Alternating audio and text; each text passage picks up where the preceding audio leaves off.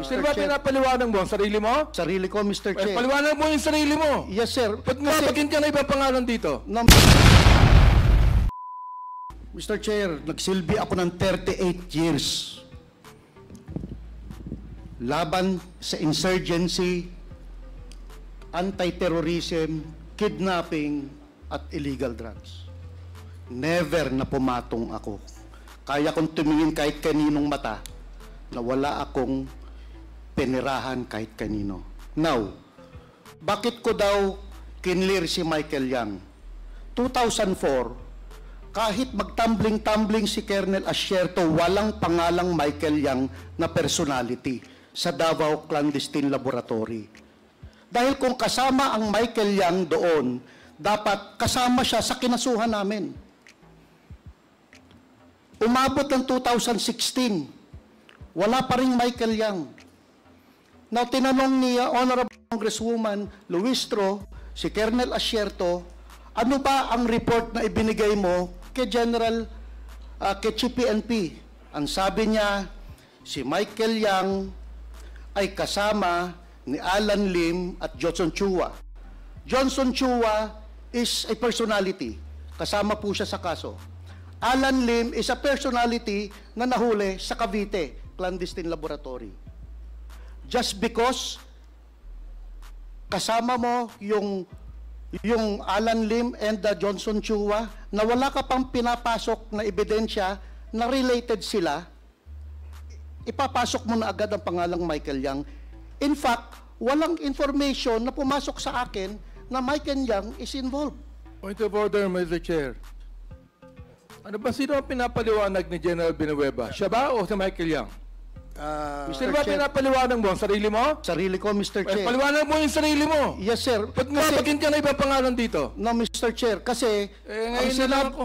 Mr. Chair, ang sinabi ako nagsalita, hindi ako nagkasalita kanina pa. Ha? Yes, Mr. Chair. Ang sinabi kasi ni Colonel Asierto, patong ako dahil ikir ko si Michael Yang. So, as far as I'm concerned, Mr. Chair, wala akong kahit anong information about Michael Yang. Nagbigay siya ng information kay General Bato, kay General Aquino. So, Alan Lim, involved sa illegal drugs. But, Mr. Chair, baka pwedeng maipakita natin, kasi pinatawag kasi ako sa Malacanang noong 2021 para i-explain yung aking saloobin tungkol kay Alan Lim. Baka pwedeng ma-flash natin, Mr. Chair, yung alleged Alan Lim na picture ng kanina na dalawa. Okay, yes. He is lawyering for Michael Yang No, Mr. Chair. No, Mr. Chair. General Villanueva, may I just ask you to refrain from speaking because the committee members feel that you are lawyering for someone. No, Mr. Chair. I just allowed you to speak because your name was alluded to. Yes, Mr. And was Chair. mentioned in the questioning propounded by Congresswoman Luistro. Yes, so, Mr. Chair. yun lang ang iyong sabihin, no? Wala nang iba. Do not speak in behalf of whoever. Yes, sir. Yung Sir, sarili mo Mr. lang. Chair, Mr. Chair. You have, For the sake of accuracy, can we please confirm first from Colonel Asierto if he is included dun sa pumapatong? Mr. Chair. Andiyan pa ba si Colonel Asierto? Colonel Asierto? Yes, sir. Yes, Mr. Chairman. Yes, ang tanong ni Congresswoman Luistro, kung included ba raw sa iyong statement na may mga patong itong si General Wilkins Villanueva? Ang sinasabi ko po is clear niya si Michael Yang at si Alan Lim dun sa sinasabi niyang statement sa Malacanang. Ngayon, bakit niya i-clear? Kinausap niya ba si Michael Yang?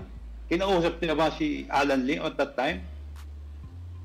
Bakit niya clear? Kasi inutos sa kanya ni Bongo, saka ni Presidente Duterte. So, yan ang iyong basis para sabihin na si General Villanueva ay kasama sa patong. Tama po ba yan? Opo, dahil pinotektahan niya yung dalawa eh. O yan, very clear ang sinabi ni Colonel Asierto. So, Yes, Mr. Chair. you can actually defend yourself. Yes. I'll give you 1 minute to do that, General Villanueva. Ito, Mr. Chair, yun explain ko nga, sir, Mr. Chair. Bakit ko kinlear si Michael Yang? Kasi wala akong information eh. At nagbigay ng information about Michael Yang. Hindi naman niya sinabi sa akin, Mr. Chair. I don't have information about Michael Yang. Yung kay Alan Lim, Mr. Chair, kasi, Mr. Chair, I was trained ng facial recognition sa International Law Enforcement Academy sa Bangkok, Thailand. And part of that module is facial recognition.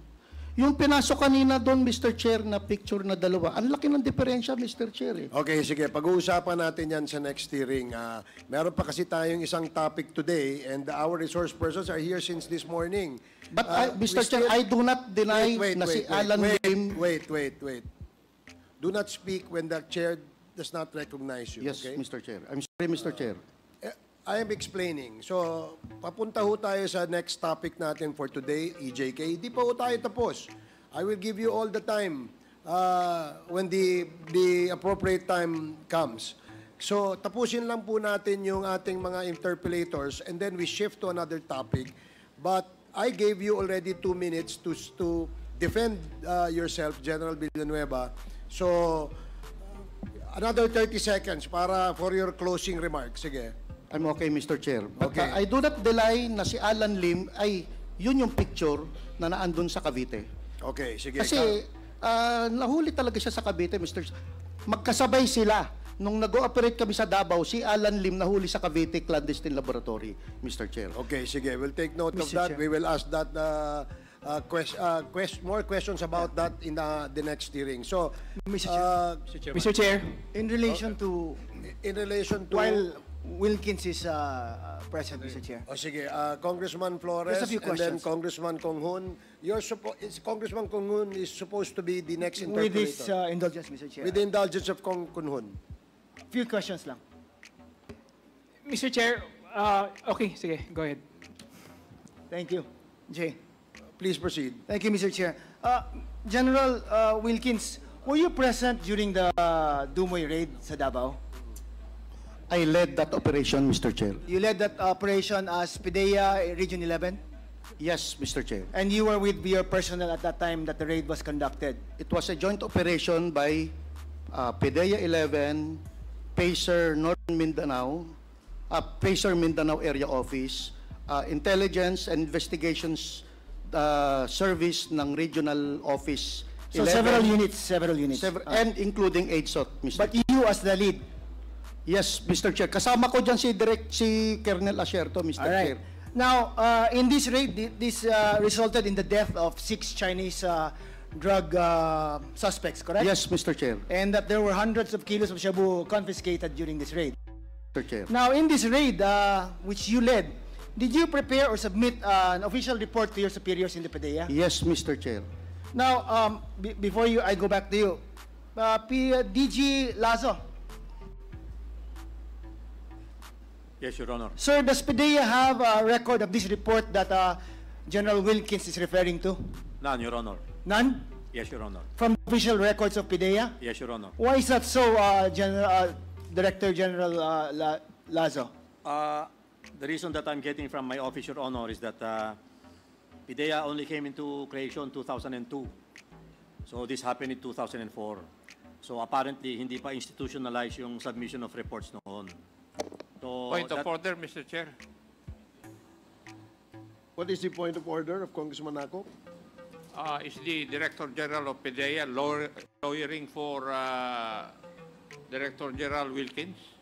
I'm sorry, Your Honor. Because the question of the Honorable Kate Flores requires an answer from DG Wilkins Villanueva. I was asking him, Mr. Chair, first, why there was no report that was located in the PIDEA office. Muna, as him being the Director General now, Mr. Chair. I agree. I know that there was none. There was none. So there is none on the record. None, Your Honor. Now, General Wilkins, why is that so? It was 20 years ago, Mr. Chair. So are you saying it's lost or something? I don't know, Mr. Chair, kasi hindi ko po alam.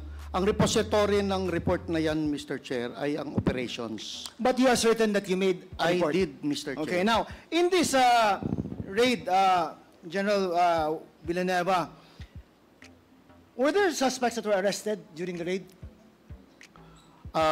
Yung asawa si Mr. Chair ni Alan C. Alan C. At yung kapatid niya na si Jong Lim. Wala na ibang mga Chinese that na nahuli? Wala na po, Mr. Chair. So there's no truth to the reports that there were 11 other suspects that were arrested? I don't Chinese- know what he's talking about, Mr. Chair. Okay, so there's no truth also to the fact that there was this news report made by a certain reporter, Edith Regalado, dated January 2, 2005, that there were 8 other Chinese individuals who were arrested as a result of that raid?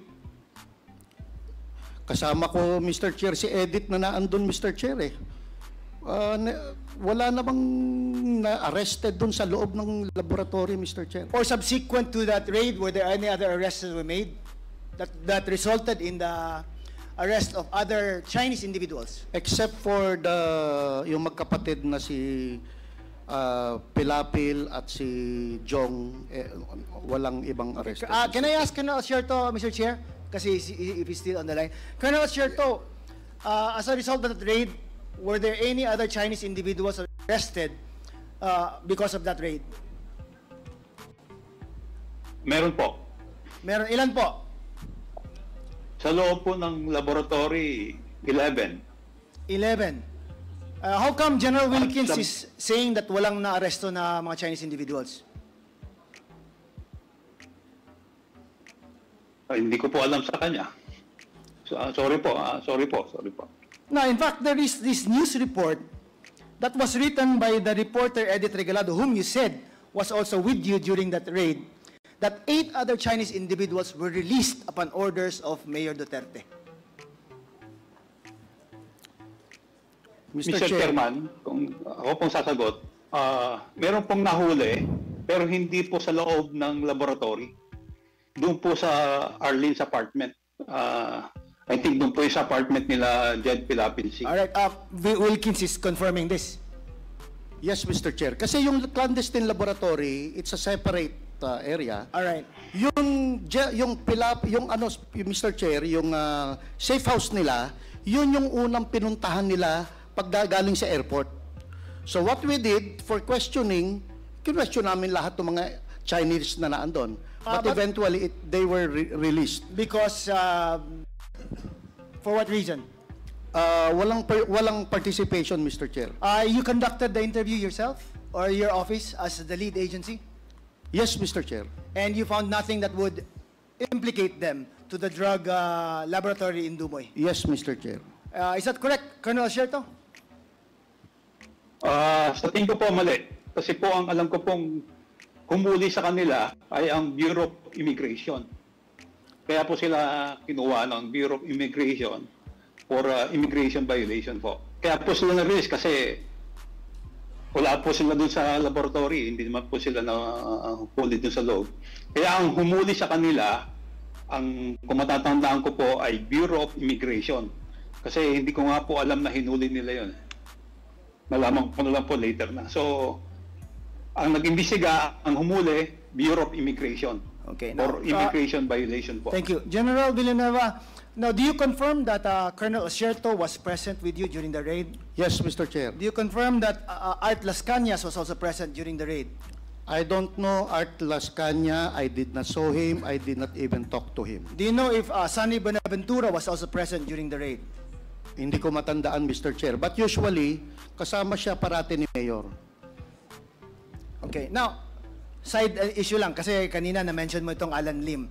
You identified the picture of Alan Lim kanina na he's the same Alan Lim that was arrested in a drug case. Yung nasa kaliwa, Mr. Chair, yun yung picture talaga niya when he was arrested. Okay. Now, would you confirm that that Alan Lim is the same Alan Lim or Lim Wei Xiong that is the spouse of Rose? Yun nga, Sonali? Mr. Chair, sana ba ipakita natin sa, yung kanina na picture, Mr. Chair. But from the information that you got, is it the same person?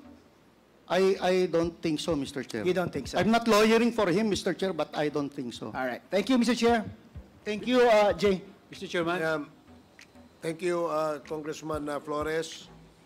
With the indulgence of Congressman Konghon, our Senior Deputy Speaker, You're recognized. Thank you, Mr. Chairman. May request po akong picture kay Rose Nonolim. Meron na po para makita natin si Sorry po. Alan Lim ba? Lin Wei Xiong. Lin Wei Xiong. Meantime, Mr. Chair, may I just add the birth certificate of Lin Wei Xiong among the documents we are requesting from Rose Nono Lin? Ms. Rose Nono Lin, can you provide us the birth certificate of Lin Wei Xiong? I will request po sa mother-in-law ko sa China. Wala kang kopya? Birth certificate? Wala po. Okay. Sige, Yung picture na lang po. if you have the picture of your husband, please forward that picture to the committee so we can proceed with Congressman Kong Hoon and then Congressman Dan Fernandez and then Congressman Gutierrez and last will be Congressman Romy Acop to recap before we shift to the next topic. Sorry, Mr. Chair. Saan ko po i-forward yung picture? Comsec, can you please assist? Thank Okay, you po. Congressman Kong Hoon, you're recognized. You have 10 minutes. Thank you, Mr. Chair. Mr. Chair, can I ask question kay Mr. Jimmy Guban lang po in connection sa tinanong ni Congressman Luistro. Please proceed. Mr. Jimmy Guban, kanina may binanggit ka na sabi mo, save the Queen, that they wanted to be the next president. Maaari po bang pakilinaw ito at sino po yung tinutukoy ninyo? Your Honor, Yung kawayan, that involves already tight security, Your Honor, in my family again. Ayusin ko muna security ko, Your Honor, and I will divulge who are the implementors of that, Your Honor. Kasi binanggit mo na kanina rito no? So gusto lang nating i-elaborate sana. May binanggit ka na save the Queen, that they wanted to be the next president. So napakagulo ng statement na to. Gusto lang natin malinawan kung anong ibig mo sabihin dito. Your Honor, thank you very much dahil again, Your Honor, hindi lang po ang patayan sa regular na street sa labas. Sa Bureau of Customs ho, if you will remember, Your Honors, the Honorable Chairman, ilan po ang pinatay sa Bureau of Customs? 3, 5 customs employees. Paglabas ng opisina, binabaril na lang, patay. I think may nabuhay yata isa, dalawa. Nasa kulungan na po ako, Your Honor, pero minsan may nakakausap. So, that is part of the Davao Mafia, Your Honor.